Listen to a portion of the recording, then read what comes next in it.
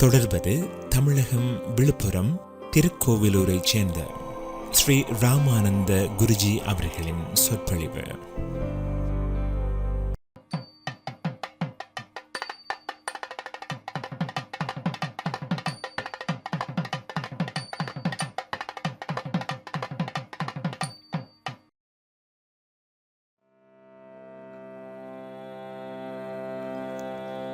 ஆன்மீக விஷயங்களில் நாட்டமுடையவர்களுக்கும் சரி,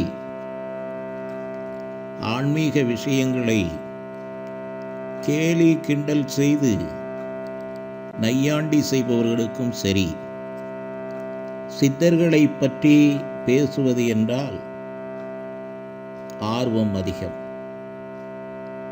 காரணம், சித்தர்கள் சாமானிய மனிதர்களால் செய்ய முடியாத பல அற்புதமான செயல்களை செய்யக்கூடியவர்களாக இருக்கிறார்கள். மனித சக்திக்கு அப்பாற்பட்ட பலத்தை பெற்றவர்களாகவும், சாதாரண மக்களால் நினைத்துக்கூட பார்க்க முடியாத அதி அற்புத சாதனைகளை ஒரு வினாடி நேரத்தில் செய்ய வல்லவர்களாகவும் இருக்கிறார்கள். இதனாலேயே சித்தர்களை பற்றியும் சித்தர்கள் இரகசியங்களை பற்றியும் அறிந்து கொள்வதற்கு எல்லோருக்குமே ஆர்வம் இருக்கிறது.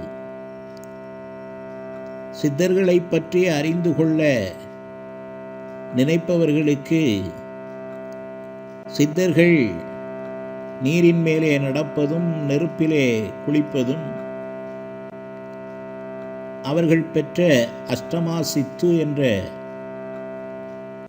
ஒரு சக்தியினால் சித்தர்கள் அத்தகைய ஆற்றலை பெற்றவர்களாக இருக்கிறார்கள் என்ற தகவலை முதல் எடுத்த எடுப்பிலேயே அறிந்து கொள்கிறார்கள்.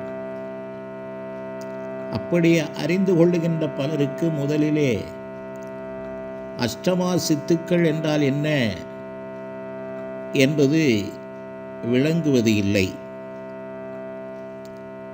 அஷ்டமா சித்துக்கள் என்றால் 8 வகையான சாதனைகள், 8 வகையான அமானுஷ்யமான செயல்கள் என்ற பொருளை நாம் சொல்லலாம். சித்தர்கள் பொதுவாக பெற்றிருக்கின்ற இந்த அஷ்டமா சித்துக்களை வரிசைப்படுத்தி கூறுவது என்றால், அதாவது மிக பிரம்மாண்டமான ஒரு உடம்பை உதாரணத்திற்கு சொல்லுவது என்றால், ஒரு யானையினுடைய உருவத்தை ஒரு பூனையின் அளவிற்கு சுருக்கி காட்டும் சித்துக்களை சித்தர்கள் பெற்றிருக்கிறார்கள். இந்த சித்துக்கு அனிமா சித்தி என்ற பெயர் உண்டு. எப்படி பெரியதை சிறியதாக காட்ட முடியுமோ, அதே போல இமயமலை அளவிற்கு பெரியதாக இருப்பதை ஒரு கடுகின் அளவிற்கு சிறியதாக காட்டுகின்ற சித்தினுடைய பெயர் மகிமா சித்தி என்பதாகும்.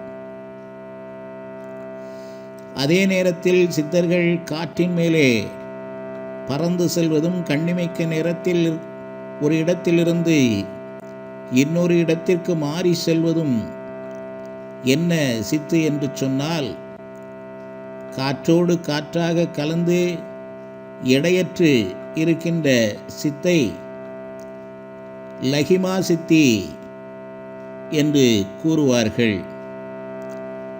அதே போன்று மிக பாரமாக ஒரு சிறிய கூழாங்கல்லை கூட ஒரு பெரிய பாறையினுடைய அளவிற்கு கனமாக பாரமாக எடையை அதிகப்படுத்தி காட்டுகின்ற சித்தர்கள் மத்தியிலே உண்டு. அந்த சித்துக்கு கரிமா சித்தி என்று பெயர். அதே போன்று சித்தர்கள் நினைத்தால் அவர்கள் பார்க்கின்ற பொருள் அனைத்தையும், அவர்கள் கண்களிலே படுகின்ற உயிர்கள் அனைத்தின் மீதும் தங்களது ஆட்சியை செலுத்தும் வல்லவர்களாக இருப்பார்கள். இப்படி எல்லாவற்றின் மீதும் ஆட்சி செலுத்துகின்ற சித்தை பிராப்தி சித்தி என்றும் அழைக்கிறார்கள். அதேபோல தனக்கு எதிராக இருப்பவர்களை கூட தன்வசப்படுத்தி கொள்வதும், தன்னிடத்தில் பக்தி கொண்டவர்களை இன்னும் பக்தி உடையவர்களாக்கி அவர்களை செம்மையோடு உருவாக்குவதற்கு, அதாவது உலக மாந்தர்கள் அனைவரையும் தன்பால் ஈர்ப்பதற்கு சித்தர்கள் பயன்படுத்தும் சித்துவினுடைய பெயர் வசித்துவ சித்தி என்பதாகும். சித்தர்கள் என்றாலே அவர்கள் பரகாய பிரவேசம் செய்ய வல்லவர்கள். ஒரு உடம்பிலிருந்து இன்னொரு உடம்பிற்குள் மிக சுலபமாக கூடுவிட்டு கூடு வாய்ந்து விடுவார்கள் என்ற தகவல்கள் நமது ஆர்வத்தை தூண்டிவிடக்கூடியதாக இருக்கிறது. அப்படி கூடுவிட்டு கூடுவாயும் வித்தையை பிரகாமிய சித்தி என்று அழைக்கிறார்கள்.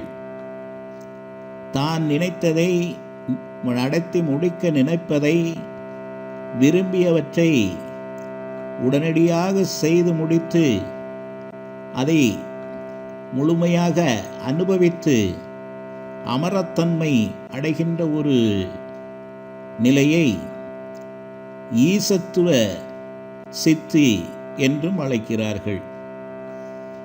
ஆக முதல் சித்தான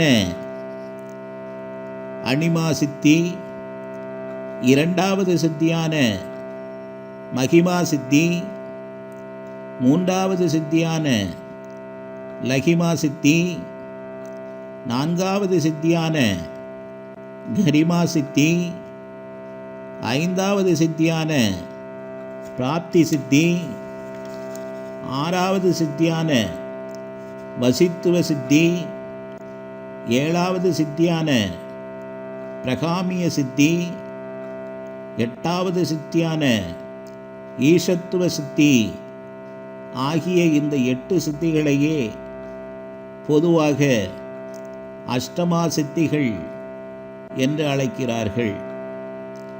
இந்த 8 என்பது ஒருவித கணக்குத்தானே தவிர சித்தர்கள் பெற்றிருக்கின்ற சித்துக்கள் இந்த 8க்குள் அடங்கிவிடுவது இல்லை. இதையும் தாண்டி சித்தர்கள் தாங்கள் நினைக்க வல்லதை செய்து முடிக்கும் வல்லமை பெற்றவர்களாக இருக்கிறார்கள். உண்மையை சொல்லுவது என்றால் அஷ்டமா சித்துக்கள் என்பது 1000 சித்துக்களை தனக்குள் அடக்கிய ஒரு 8 விதமான தொகுப்பு என்று கூறினாலும் அது மிக இல்லை. ஆகவே சித்தர்கள் பெற்ற அஷ்டமா சித்து இவைகள்தான் என்பதை இந்த வரையில் நாம் தெரிந்து கொள்வோம். ஒவ்வொரு மனிதருக்கும் உள்ள தனித்தனியான மந்திரங்களை பயிற்சி பெற்று பயனடைய அன்புடன் அழைக்கும் Sri Guru mission, Villupuram main road, Kadaganur, Tirukkoyilur வட்டம்.